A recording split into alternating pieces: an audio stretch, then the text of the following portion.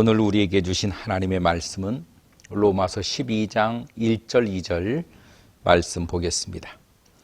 그러므로 형제들아, 내가 하나님의 모든 자비하심으로 너희를 권하노니 너희 몸을 하나님이 기뻐하시는 거룩한 산 제물로 드리라. 이는 너희가 드릴 영적 예배니라. 너희는 이 세대를 본받지 말고 오직 마음을 새롭게 함으로 변화를 받아 하나님의 선하시고 기뻐하시고 온전한 뜻이 무엇인지 분별하도록 하라. 아멘.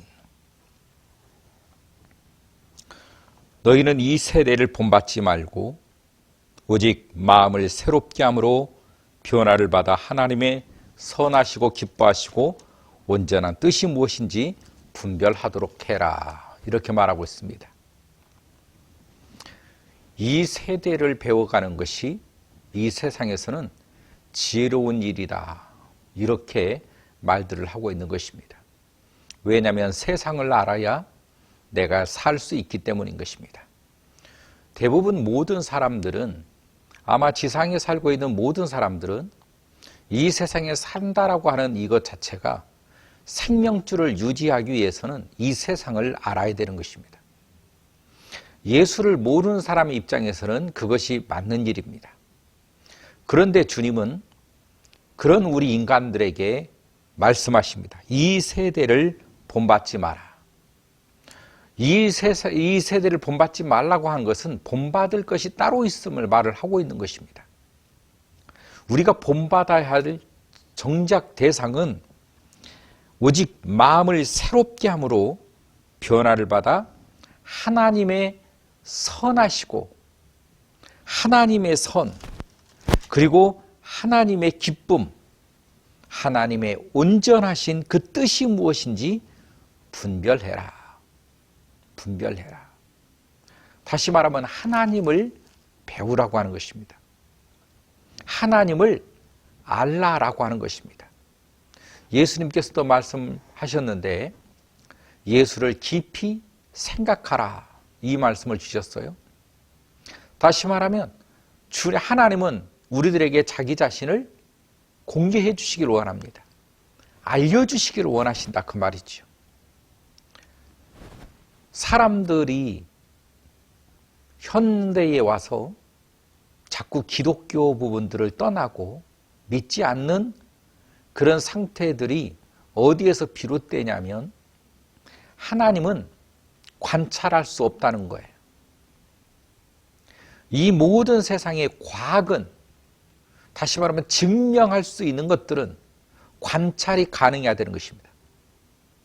그러나 하나님은 관찰이 불가능하신 분입니다. 우리가 어찌 인간이 하나님을 관찰할 수 있겠습니까? 관찰이 불가능하기 때문에 과학적으로 증명할 수가 없다는 거예요.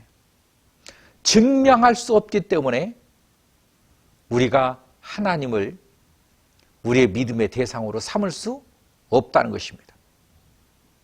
뿐만 아니라 하나님을 하나님으로 인정할 수도 없다는 것입니다.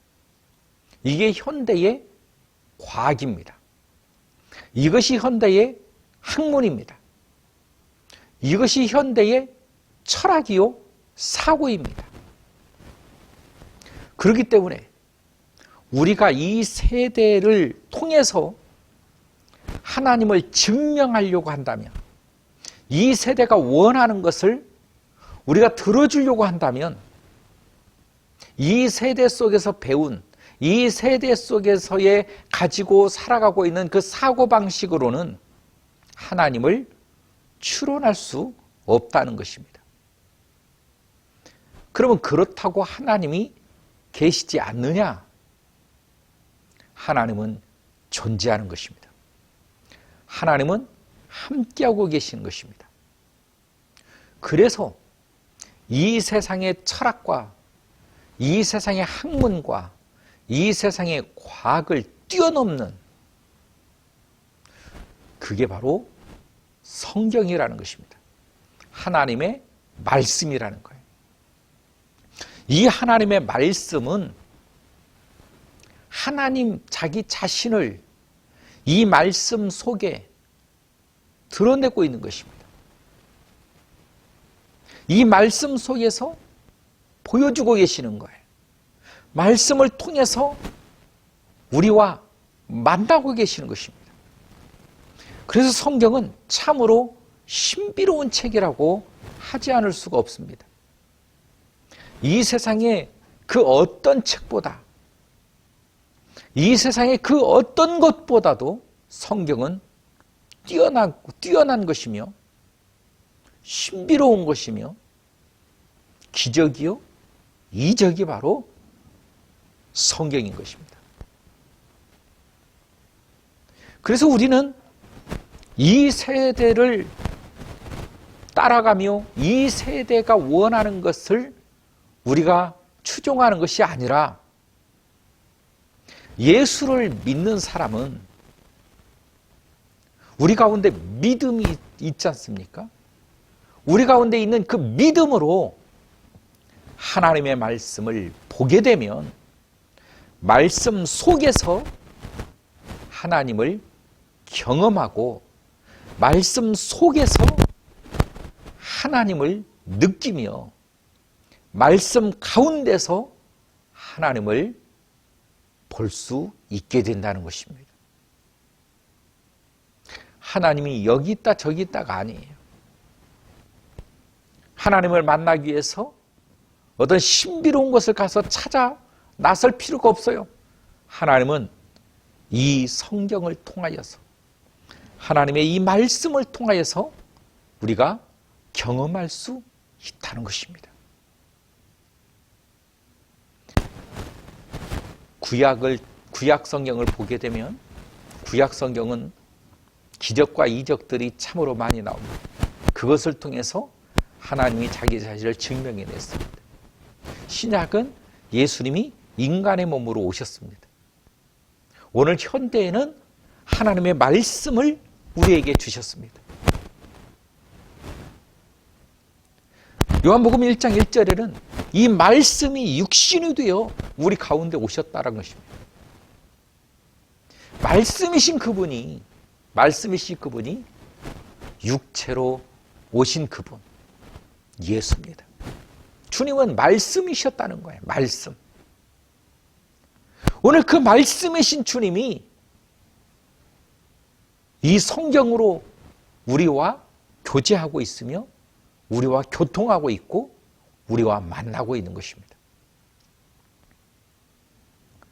그래서 성경은 우리들에게 말해주는 거예요. 믿음을 갖고 싶은데 믿음은 어떻게 생기느냐? 말씀 가운데서 믿음이 생기는 거예요. 아브라함아, 내 본토 지척 아비집을 떠나 내가 지시할 땅으로 가라. 그 말씀을 순종함으로 믿음이 생기는 것입니다. 여러분, 우리들이 가지고 있는 믿음은 말씀 속에서 하나님의 말씀 안에서 생겨나게 되는 거예요. 그러므로 말씀 밖에서 생기는 믿음은 다 가짜인 것입니다. 하나님의 말씀 속에서 그 말씀을 순종할 때 믿음이 생기는 거예요. 소자야 내 자리를 들고 가라. 내 병이 나았느니라. 그 말씀을 듣고 몸을 일으키고 걸음을 뗄 때 말씀의 역사가 일어나는 것입니다. 그래서 그가 믿음을 갖게 되는 거예요. 성경의 모든 원리는 다 동일합니다. 동일해요. 기드온아, 저 수많은 적군을 물리치는 방법, 사람 많이 동원하지 말고 300명의 용사를 가지고 가서 싸워라. 창과 칼도 아니에요. 항아리 횃불을 넣어서 가라는 것입니다.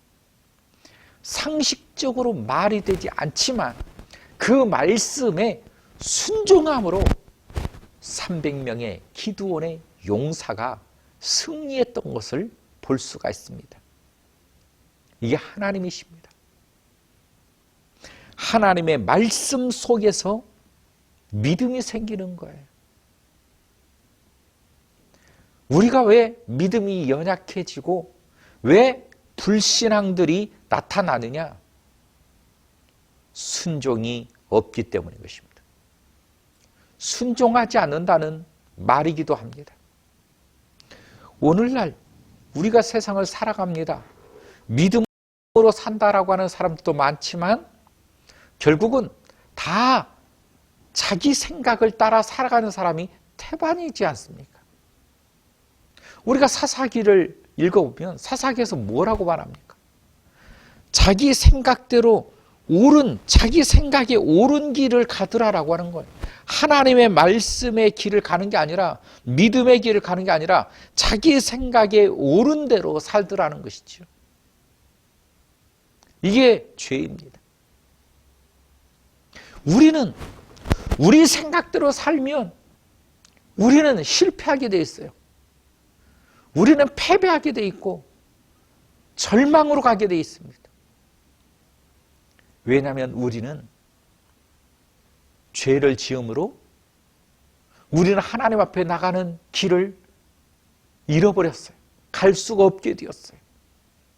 하나님을 만나는 길은 그분께서 일방적인 방법으로 나에게 찾아오셔서 나를 지명하시고 나를 불러주시고 만나주실 때 이루어지는 것입니다. 그런데 그 만남이 주님의 말씀 앞에 순종할 때 믿음의 역사가 나타나는 거예요. 믿음이 생기는 것입니다. 그래서 성경은 주님은 항상 아브라함을 만났을 때도 아브라함의 순종을 통하여 역사하시고 아브라함의 순종을 통하여 자기 자신을 나타내 보이시는 장면들을 매번 보여주고 계셨다는 것입니다. 여러분, 우리의 삶 속에 현대의 우리의 삶 속에 예전처럼 기적과 이적과 그런 것들이 없다라고 하는 사람들도 많아요. 그러나 그게 아닙니다. 우리가 말씀을 붙들지 않는 데서 우리의 믿음의 그 환상적인 역사가 사라져버리는 것입니다. 오늘도 우리는 하나님의 말씀 앞에 무릎을 꿇고 말씀 앞에 우리가 선다면 동일하신 그 하나님은 우리를 붙잡아 주실 것이고 우리로 하여금 이 세대를 본받지 않아도 넉넉하게 살아갈 수 있도록 우리들을 인도해 주시고 이끌어 주실 것입니다. 이 세상이 가지고 있는 그 지식으로, 학문으로, 과학으로 그 믿음과 신앙을 증명할 수 없다고 해서 믿음이 없는 것이 아니요, 신앙이 없는 것이 아닙니다. 증명할 수 없다고 해서 하나님이 안 계시는 것이 아닙니다. 그래서 하나님은 이런 말씀을 우리에게 주시는 거예요. 세상 본받지 마라. 그러면 우리가 무엇을 본받아야 됩니까? 하나님의 말씀 붙들어라. 하나님의 말씀 믿어라. 하나님의 말씀대로 살아라. 이 세상에 자연의 원칙과 자연의 법칙보다 또 이 세상에 살아가는 원리와 법칙보다 더 우선시 되는 것은 하나님의 말씀이라는 것입니다. 우리는 이것을 정말 분명하게 기억해야 돼요. 하나님의 말씀이 그 어떤 자연의 원리보다 우선한다. 하나님의 말씀이 그 어떤 세대의 방법과 규율보다 우선한다. 우리는 우리의 삶의 현장 가운데서 살아계신 하나님을 만나야 됩니다. 살아계신 하나님이 우리를 오늘 또 돕고 계심을 경험하고 체험해야 됩니다. 여러분, 믿음을 지키는 그 사람, 성경이 소개시켜주고 있는 그 사람, 사드락과 메삭과 아벳느고, 풀무불에 던집니다. 그 풀무불 가운데서 이 세 사람을 도우시는 하나님을 경험하게 됩니다. 여러분, 하나님을 우리가 경험한다는 것은 우리가 기분이 좋고 즐겁고 기쁠 때 경험하는 것보다도 우리가 힘들고 어렵고 낙심하고 절망 속에 있을 그때에 나를 도우시는 하나님을 분명하게 볼 수가 있다는 것을 기억해야 되는 것입니다. 우리의 삶의 현장 가운데서 나를 도우시는 하나님. 여러분, 다니엘도 그랬어요. 사자굴에 던져졌을 때 살아계신 하나님이 함께 계심을 그 어떤 환경보다도 똑똑하게 목격할 수 있었다는 것을 기억해야 되는 것입니다. 욥을 보세요. 어마어마한 고난, 그 엄청난 고난 가운데서 살아계신 하나님을 경험할 수가 있었다라고 하는 사실을 여러분 기억해야 되는 것입니다. 그러므로 오늘 또 우리는 내가 힘들고 어렵습니다. 앞이 보이지 않아요. 절망밖에 없어요. 이 속에서, 이 현장 가운데서 지금 이 시점에 우리 주님을 경험할 수 있게 될 것이라는 거예요. 여러분을 도우시는 주님을 목도하게 될 것입니다. 여러분을 붙들고 계시는 그 하나님을 여러분이 경험하게 될 거예요. 주님은 우리를 떠나지 않습니다. 우리와 함께하고 계십니다. 우리와 오늘 또 소통하고 계시고 우리를 견고하게 세워주시고 계시며 우리의 믿음을 강하게 오늘 또 우리로 하여금 그 당신을 느낄 수 있도록 역사하고 계신 그 하나님을 찬양할 수 있기를 주의 이름으로 축원합니다. 상황과 여건보다 우리는 하나님과 함께 있는 것을 기뻐해야 되는 것입니다. 상황이 좋다고 해서, 상황이 안 좋다고 해서 그 상황으로 우리가 가기 위해서 이 세상이 원하는 것, 이 세상이 즐거워하는 것, 이 세상이 요구하는 것을 우리가 다 들으면 여러분, 이 세상은 우리의 믿음을 빼앗아가고 우리의 생명을 약탈하는 존재, 우리의 믿음을 완전히 말라버리게 만드는 것입니다. 우리는 항상 이 세상의 물결을 거슬러 올라가는 그 믿음의 존재들이 되어야 되는 것입니다. 여러분, 물살을 타고 내려가는 것은 쉽습니다. 그러나 거슬러 올라가는 것은 힘들어요.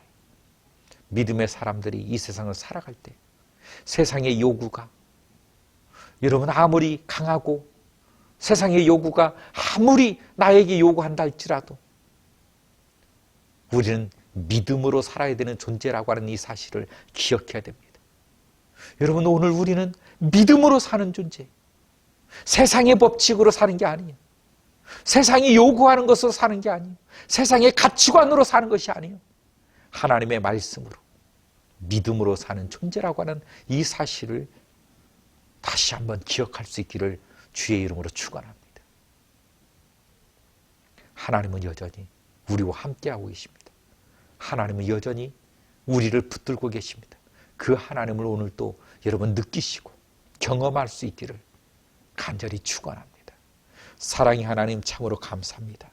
오늘도 저희 가운데 역사하셔서 오늘도 우리를 붙드시고 축복하시는 하나님, 이 세상 가운데 살아갈 때 믿음으로 승리할 수 있도록 역사하여 주옵소서. 예수님의 이름으로 기도하옵나이다. 아멘.